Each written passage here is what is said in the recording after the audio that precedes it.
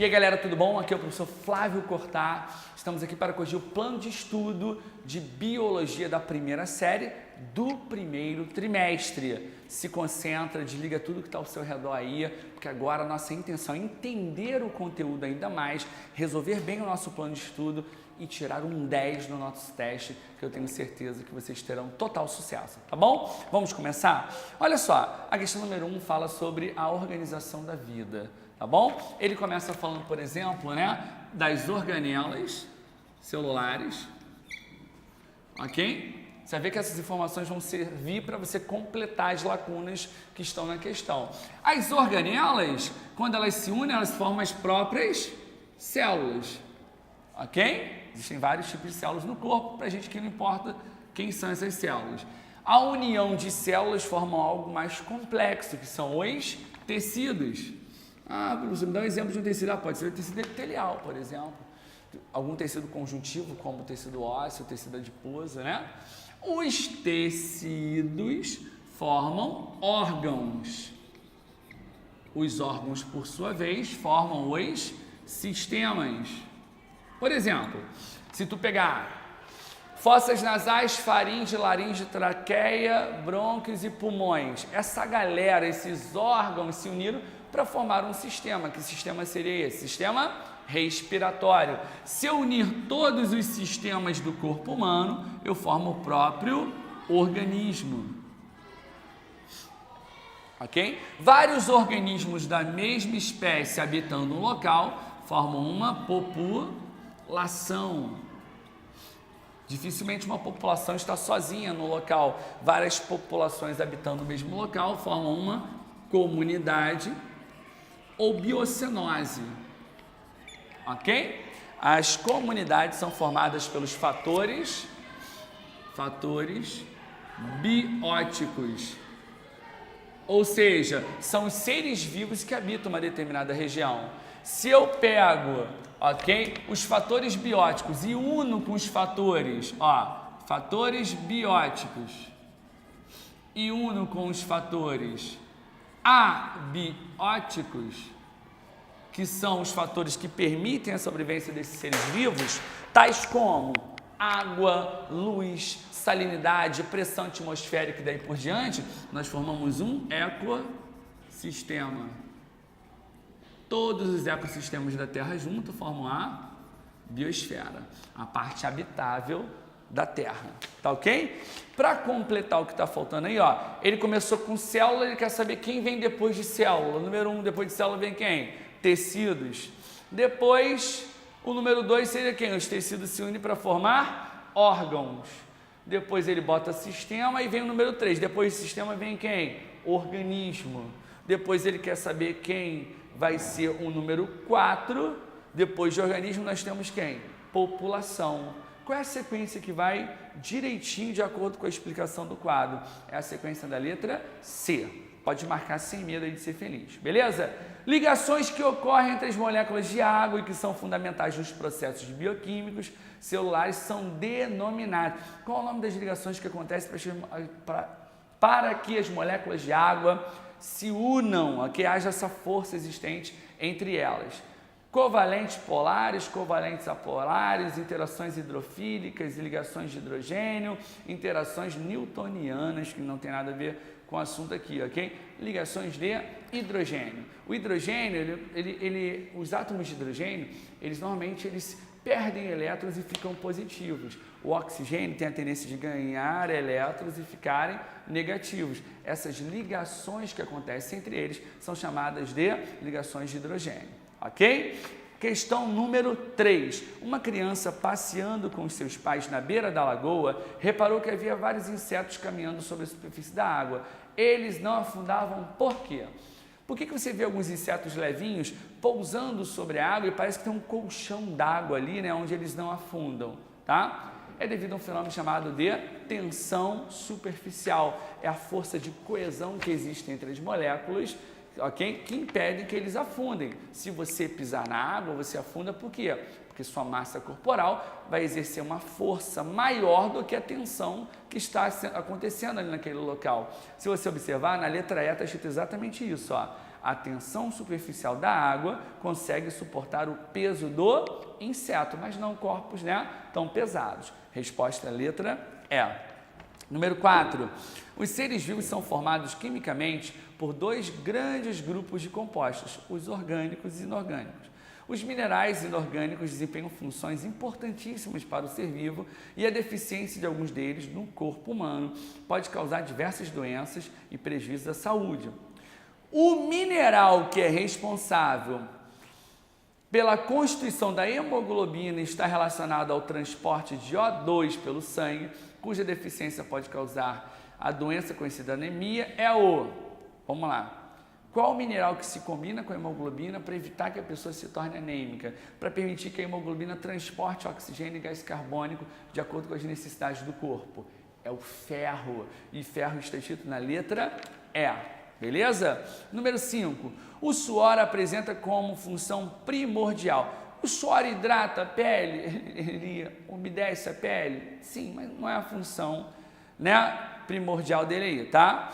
Ele destrói micro-organismos, até existem substâncias que podem contribuir para isso, mas não é a função principal. Regula a temperatura do corpo? Sim.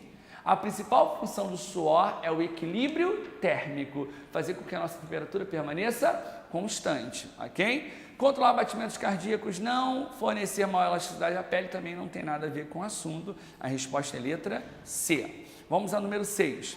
Sabemos que diversos íons atuam em nosso corpo, desempenhando as mais variadas funções. Um exemplo desses íons é o cálcio, que, letra A, atua na formação de ossos e dentes? Sim. Ele não necessariamente está na forma de íons, ele está na forma sólida, formando ossos e dentes, mas seria uma função, letra A. Está presente na composição dos hormônios da tireoide? Não, é o iodo que está presente. Atua na digestão? Quem atua na digestão é o cloro, por isso que o nome é ácido clorídrico, beleza? É um componente extremamente importante das hemácias? Não, é o ferro que age aí. E faz parte da bomba de cálcio e potássio? Não é cálcio e potássio, é sódio e potássio. Então a resposta só pode ser letra A. Cuidado. Formando ossos e dentes, ele está na forma sólida. Dissolvidos em água no nosso corpo, ele faz outras duas funções, que é a contração muscular e a coagulação sanguínea.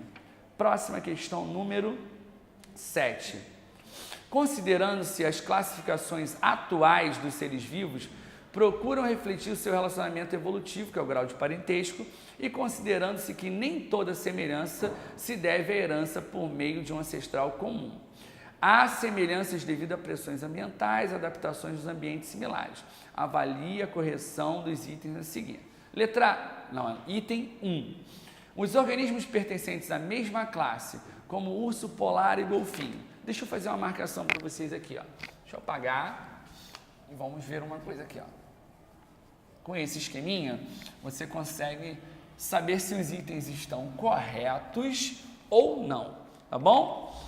Quais são as categorias taxonômicas aqui mais comuns? Nós temos o reino, nós temos o filo, classe, ordem, família, gênero e espécie. Essa categoria de cima do reino, ela é a mais abrangente, ela é que tem o maior número de indivíduos. E aí a semelhança entre eles não necessariamente é muito nítida, porque, por exemplo, no reino animalia, uma minhoca, um morcego e uma água-viva, uma esponja e um humano pertencem ao mesmo reino, ok? Que é o reino animalia. E, no entanto, a aparência deles não é nada muito, né? Não lembra uma coisa, não lembra muito a outra, não, tá bom? Mas conforme a gente vem vindo para as categorias mais específicas, o grau de parentesco vai aumentando, vai se tornando cada vez mais específico. Dá uma olhadinha no primeiro item. Os organismos pertencentes à mesma classe, como o urso polar e o golfinho, os dois são mamíferos, são mais próximos evolutivamente do que organismos de diferentes classes. Bem, se eles pertencem à mesma classe, eles pertencem ao mesmo filo e ao mesmo reino. Então, eles são mais tem um grau de parentesco maior entre eles do que entre organismos que pertencem a classes diferentes. Porque se pertence a classes diferentes é porque só pertence ao mesmo reino, ao mesmo filo. Então tá tudo verdadeiro aí, ó. Esse é o caso do... cadê? Mesmo que estes sejam superficialmente mais semelhantes. Esse é o caso do tubarão, que tem um formato hidrodinâmico semelhante ao do golfinho, porém apresenta parentesco mais distante. Você tem que concordar comigo que um urso polar e um golfinho, eles se parecem menos do que um tubarão e um golfinho. Mas mesmo eles se parecendo tanto, o grau de parentesco deles é menor. Um golfinho é mais aparentado com um urso polar do que com um tubarão, porque golfinhos são mamíferos, golfinhos são vertebrados, pertencem ao reino animalia, e já o tubarão é animal, é vertebrado, mas pertence a uma classe diferente, a classe 2, peixes, tá bom? Tudo verdadeiro. Número 2, organismos pertencentes à mesma família, tais como o lobo-guará e o cão, que são canídeos, são menos aparentados entre si do que organismos pertencentes a famílias diferentes, porém da mesma ordem como a lontra. Tem alguma coisa errada aí, porque ó, o lobo-guará e o cão são canídeos, pertencem à mesma família. Eles são menos aparentados do que aqueles que pertencem a famílias diferentes. Se eles pertencem à mesma família, eles são mais aparentados do que aqueles que pertencem a famílias diferentes. Porque se pertence a famílias diferentes, no máximo vai pertencer à mesma ordem, classe, filo e reino. Tá bom? Mas daqui em diante ele já não tem mais grau de parentesco nenhum. Falso isso aí. 3. Plantas de diferentes famílias são mais aparentadas entre si do que plantas do mesmo gênero. Plantas de diferentes famílias são mais aparentadas entre si do que plantas do mesmo gênero? Não, plantas do mesmo gênero têm um grau de parentesco, uma proximidade maior do que as categorias taxonômicas que estão acima. Então essa também é falsa. A única verdadeira fica sendo a número 1, que representa a letra A, tá bom? Número 8. Número 8 eu vou ter que apagar o quadro novamente. Aliás, eu vou usar esse espacinho aqui para a gente poder representar essa situação, tá? Ok? Esse cladograma aqui está representando, ó, espécie número, vou botar aqui, ó, número 1, 2, 3, 4, 5, 6 e 7, tá bom? Bem, o que você tem que entender aqui, tá? Ele quer que você entenda o que são grupos monofiléticos, parafiléticos, que nem tem como opção aí, e polifiléticos, tá? Dá para entender uma coisa aqui, ó. Esse aqui é o ancestral comum de todos os outros. Todos os outros surgiram a partir de número 1. O 2, o ancestral dele é 1, o 3 é 1 e daí por diante, ok? Se eu, por exemplo, ó, pegar esse grupo aqui, ó, essa galera aqui, 4, 5, 6 e 7, tá bom? Esse grupo todo aqui, ó, eu considero como um grupo monofilético. Por quê? O 4 representa o ancestral de todo mundo que está acima. Então, isso aqui é um mono. Eu tenho um único ancestral comum. Se eu, por um acaso, pegar apenas esses aqui, ó, você concorda que eu deixei o 7 de fora? Se eu peguei 3, mas deixei 1 de fora, já não é mais monofilético, a gente chama de parafilético. Simplesmente porque eu deixei um deles de fora, tá bom?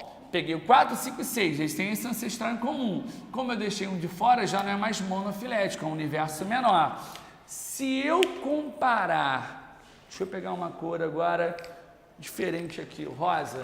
Se eu comparar esse carinha aqui e o 7, ok? Você concorda que o número 4 tem um ancestral diferente do número 7, que é o 6. Se eles têm ancestrais diferentes, eles são classificados aqui como polifilético. Monofilético, ancestral comum para todos eles. Parafilético, eu deixei alguém de fora, que no caso foi o número 7. E polifilético, eu peguei 2 seres que têm ancestrais o quê? Diferentes ali no caso, que é o 4 e o 7, tá bom? Ele quer saber o seguinte, ó, o texto acima mostra a diversidade de características dos organismos que compõem o reino protista. Diferentemente dos demais reinos, em que os organismos são originados de uma mesma espécie ancestral, os protistas englobam seres de diferentes linhas evolutivas. Se são seres de diferentes linhas evolutivas, são seres que apresentam que polifilia, ou são polifiléticos. A resposta é letra E, polifiléticos, tá bom? No número 9, nós temos um mapa mundi aí, ele está mostrando onde tem grande incidência de malária. E você pode observar que são países que estão muito próximos da linha do Equador, porque recebem uma incidência de raios solares maior, consequentemente a temperatura elevada favorece a proliferação do mosquito, que é o vetor, é o transmissor do causador dessa doença, que é um protozoário chamado de Plasmodium, tá ok? O mapa mostra a área de ocorrência da malária no mundo. Considerando sua distribuição na América do Sul, a malária pode ser considerada o quê? Ela é uma endemia, ela é uma epidemia ou ela é uma pandemia? Endemias são doenças de focos restritos, com o número de pessoas, né, no qual o Ministério da Saúde ele sabe que aquele número todo ano vai acontecer, um número próximo, está sob controle do Ministério da Saúde e é de áreas restritas. Epidemia, quando foge do controle, muitos indivíduos são acometidos e o governo tem que tomar atitudes, né, drásticas para não deixar isso aumentar ainda mais. Um exemplo típico disso foi a febre amarela nos últimos anos, tá bom? E pandemias são doenças a nível continental, ou seja, existem em qualquer país de qualquer continente, beleza? A malária é o quê? Ela é uma endemia. No Brasil, por exemplo, é muito mais comum do norte, um pouco do nordeste, e o restante do nosso país praticamente não há casos de malária, porque a incidência dessa doença é restrita de focos dessa região. Já que é restrito, nós dizemos que é uma endemia. Dá uma olhadinha na letra A. Endemia, pois se concentra em uma área geográfica restrita desse continente, ok? Eu só não concordo muito com desse continente, porque na realidade, se ele falar só da América do Sul, beleza, mas se você pegar a África também possui, mas são regiões restritas, não é toda a África, né? Não é toda a Ásia, por exemplo, principalmente essas regiões que são mais quentes, mas a resposta realmente vai ser letra A, porque é uma endemia, tá bom? E a última aí é a número 10. A primeira vacina foi criada no século XVIII por Edward Jenner e garantia proteção contra a varíola. O princípio utilizado nessa época é o mesmo utilizado nos dias atuais. Se baseia no quê? No que uma vacina se baseia para que as pessoas se protejam, né, das doenças, né? Não manifestem determinadas doenças.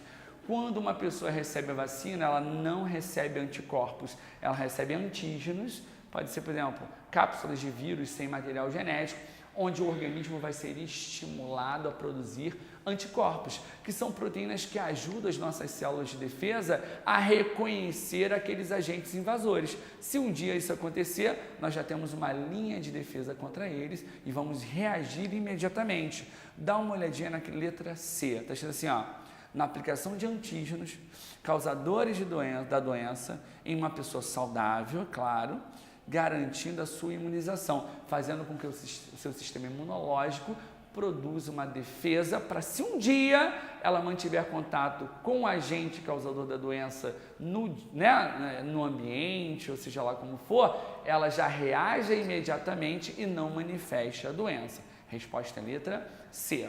Tá bom? Espero que vocês tenham gostado, tenham aprendido, estudem bastante, reforcem o conteúdo no livro também e que possam tirar uma excelente nota nesse primeiro trimestre. Um grande abraço do professor Flávio.